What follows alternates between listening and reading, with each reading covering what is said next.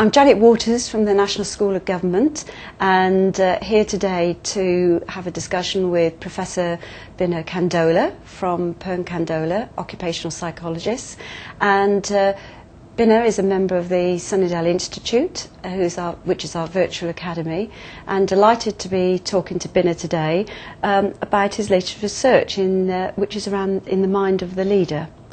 So Binna, I think probably it'd be best if we could start with just perhaps outlining a little bit of background to your latest research into leadership, because from the national school perspective, very interested in latest research into leadership. The research came about because there's a lot of work that's been done on leadership. I think everybody knows that. There's lots of books on the bookshelves, kind of quoting research, but a lot of the research is actually about the leaders as they are now and describing their qualities. What I was actually interested in the research that we've done recently is how did they become leaders? What was the journey? And I've been managed to interview 24 very senior people. They're either board members or chief executives or chairmen of various organisations, public sector, private sector, and voluntary sector. And from those interviews, managed to identify some of the key themes in their journey to becoming a leader. Oh, well, that's a really interesting perspective. I mean, so often we look at the qualities rather than the journey of the leader that you've been doing in your research.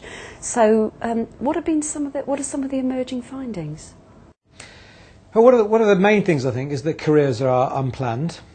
The vast majority of 23 out of 24 people actually said they never had a plan to get to wherever they are now.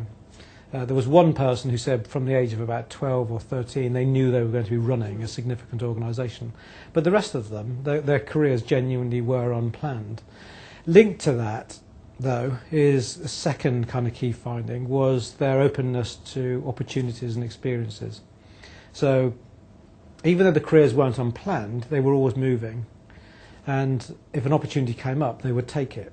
So somebody would say, fancy going to New York, and rather than think about it too hard, they go, yeah, I'm going.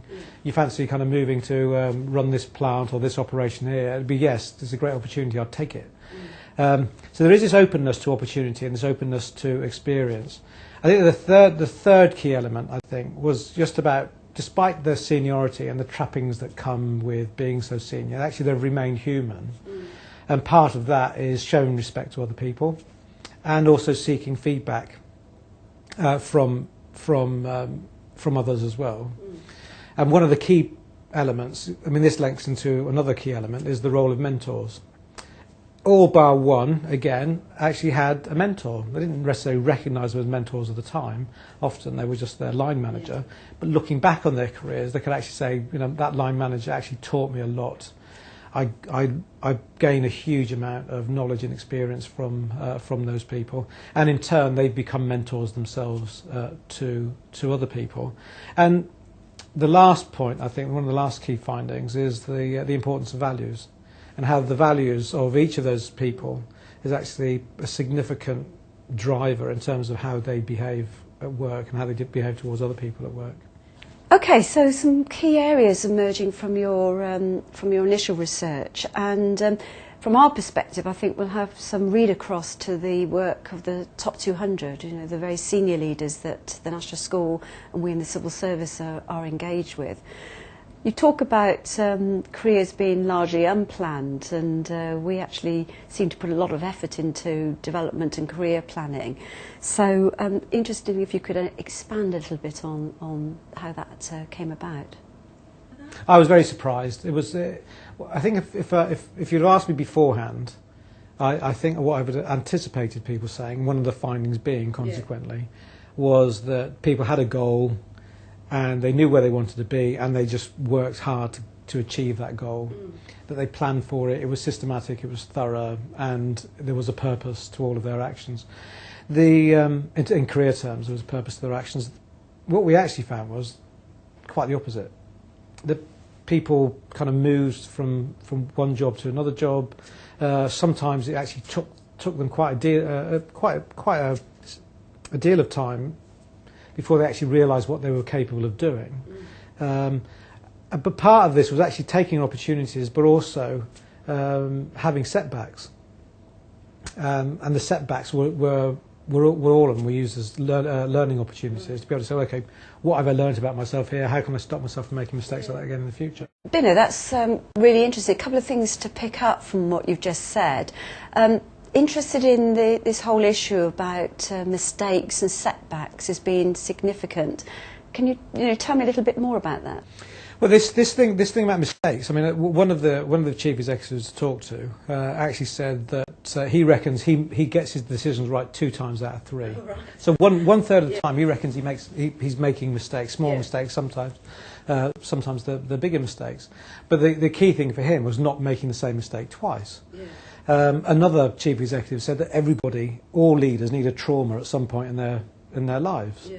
Another person actually had a very successful career, and then he said at 37 experienced a setback, and so that was one of the turning points in his career. Yeah. So these setbacks are actually very significant for people. Yeah. If they respond well to them, it teaches them something about the strength and the resilience that they possess, but they can also learn about the nature of the mistake and what that tells them about them going forward. You look at high potential programs in organisations and talent management programs, and one of the questions you have to ask is, to what extent do we allow people to make mistakes? Yeah. Is it acceptable for them to make mistakes? And do we permit them, do we give them the opportunity to make mistakes? Many organisations will have high potential programs where you will have people moved around every couple of years. So they move into a job, they get their feet under the table, they make some decisions, and then bang, they're gone. They don't actually necessarily stay around long enough to live with the consequences of those decisions. So one of the questions actually I would ask, and we're involved in talent management programs, I'm not just commenting on other organisations' practice, but what we do ourselves, is do we actually mollycoddle, high potentials? Yeah. Do we protect them too much?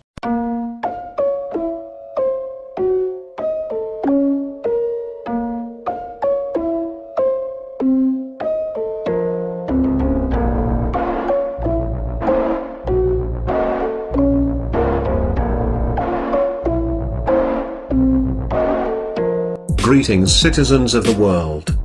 This is a message to the various men and women of power who claim the positions of national leaders and government officials. Enough. It's long past time to stop playing the blame game. This pointless bickering is doing nothing but tearing our species apart. You claim to be leaders, yet you fail to lead when we need leaders the most. Globally, we are heading in some very dangerous directions. We are on courses that will lead to the senseless deaths of innocent people. Courses that could easily be altered towards peace, deaths so simply avoided. You claim to be looking out for your citizens, yet you so readily send them off to war. Young men and women are sent to kill each other in the name of their countries. And for what? For vengeance? So you can have a moment of satisfaction before you come to your senses and realize how much you've lost in your bloodlust. We're all upset when something bad happens, especially when it's a pointless loss of life. However, that doesn't justify more senseless loss of life by our hands in response. All these pointless wars, so many lives lost over thousands of years. All over a sliver of a tiny blue dot. Do you even comprehend the magnitude of what you're doing? Humanity has the opportunity to expand well beyond the boundaries of this world. The universe is ever expanding, and its resources are vast. You can either see to it that we all die on this rock, or that we prosper as a species in this universe. The choice is yours. One thing is certain, if this pointless fighting doesn't stop, more innocent lives are inevitably going to be lost, and their deaths will be on your hands.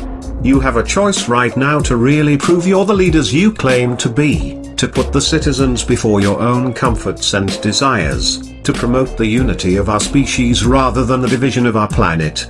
These are your brothers and sisters. Do not condemn them to fight your battles and never forget them. We are anonymous. We are legion. We can forgive, though we shall never forget. Expect us.